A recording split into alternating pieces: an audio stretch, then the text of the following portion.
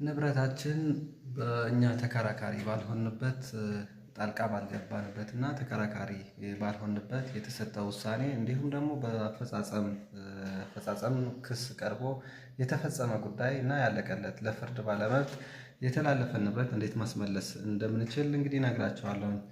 እንግዲህ ማንኛውም ክርክር በተከራካሪ ወገኖች ሲከራከር ማለት ነው ባለ ንብረት ወይም ባለ መብት ያገባኛል የሚል ሰው በፍትሐብሔር ሕጉ አንቀጽ 41 መጀመሪያ አስቀድሞ ጣልቃ ገብቶ መከራከር እንደሚችል ተቀምጠዋል። ይህ እንግዲህ ባላደረግንበት ወይ ደግሞ ይህ ካለፈን ሁለተኛው አማራጭ ውሳኔ ከተሰጠ በኋላ በፍትሐብሔር ሕጉ አንቀጽ 358 መሰረትም ጣልቃ ገብተን ውሳኔው እንዳይፈጸም ማገድ ማሳገድና መከራከር እንችላለን ማለት ነው። ይህ ካለፈና አልፎ ደግሞ ውሳኔው ከተፈጸመ በአፈጻጸም ክስ ቀርቦ ከተፈጸመ በኋላ ደግሞ ምን ማድረግ እንደምንችል እንግዲህ ከዚህ በፊት አከራካሪ የነበረ ጉዳይ ሲሆን አሁን ግን በሰባት ዳኛ የተሰጠ የሰበር ውሳኔ አስገዳጅ ሰበር ውሳኔ አለ። እሱም ደግሞ በመዝገብ ቁጥር 236212 በግልጽ ተቀምጠዋል። አስገዳጅ ትርጉም ተሰጥቶበታል ማለት ነው።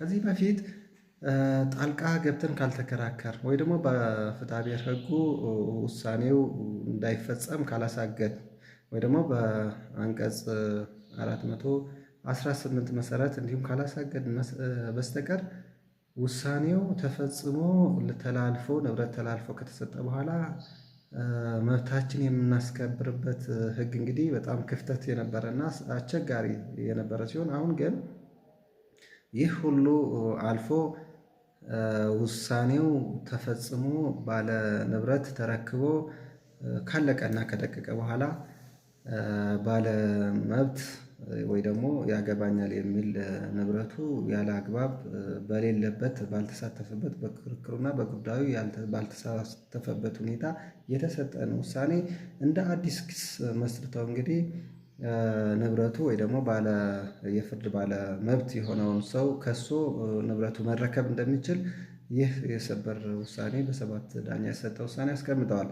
ነገር ግን ፍርድ ቤት ሲቀበሉት መዝገቡን ሲቀበሉት አስቀድሞ ያለቀ ጉዳይ ስለሆነ የሚል ክርክርን ሊነሳ ስለሚችል ሰውየው ያልሰማ መሆኑን ክርክሩን ያልሰማ ያላየ እንዲሁም ደግሞ የሚሰማበትን መንገድ የሌለ መሆኑን ካስረዳ ብቻ ነው ተቀባይነት የሚኖረው። ይህ አዲስ ክስ እንግዲህ እንደማንኛውም ሌላ አዲስ ክስ ሳይሆን የሌለና ያልነበረ እንዲሁም ያልሰማ የሚሰማበትን አግባብና ምክንያት የሌለ መሆኑን ማስረዳት አለበት።